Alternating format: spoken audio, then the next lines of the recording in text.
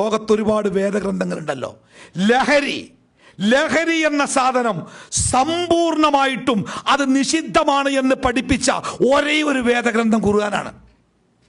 ലഹരി അത് ചെറുതാവട്ടെ, അത് കുറച്ചാവട്ടെ, അത് കൂടുതലാവട്ടെ, ദ്രാവകമാവട്ടെ, വാതകമാവട്ടെ, ഖരമാവട്ടെ, പുകയാവട്ടെ, പൊടിയാവട്ടെ, എന്താവട്ടെ, ലഹരി ഉണ്ടാക്കുന്ന ഏതൊരു സാധനവും അത് നിഷിദ്ധമാണ് എന്ന് പഠിപ്പിച്ച മതം.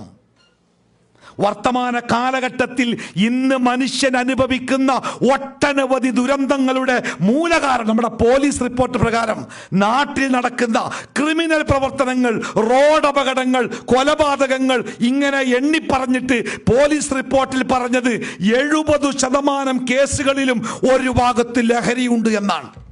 കൊലപാതകം മുതൽ, പീഡനം മുതൽ, ബലാത്സംഗം മുതൽ ഏതാവട്ടെ ഒരു ഭാഗത്ത് ലഹരിയുണ്ട്. പ്രവാചകൻ സ്വല്ലല്ലാഹു അലൈഹി വസല്ലമ പറഞ്ഞത് സകല തിന്മകളുടെയും മാതാവാണ്, തിന്മകളുടെ താക്കോലാണ്. അതുകൊണ്ട് ലഹരിയുടെ ഭാഗത്തേക്ക് നിങ്ങൾ പോകാനേ പാടില്ല.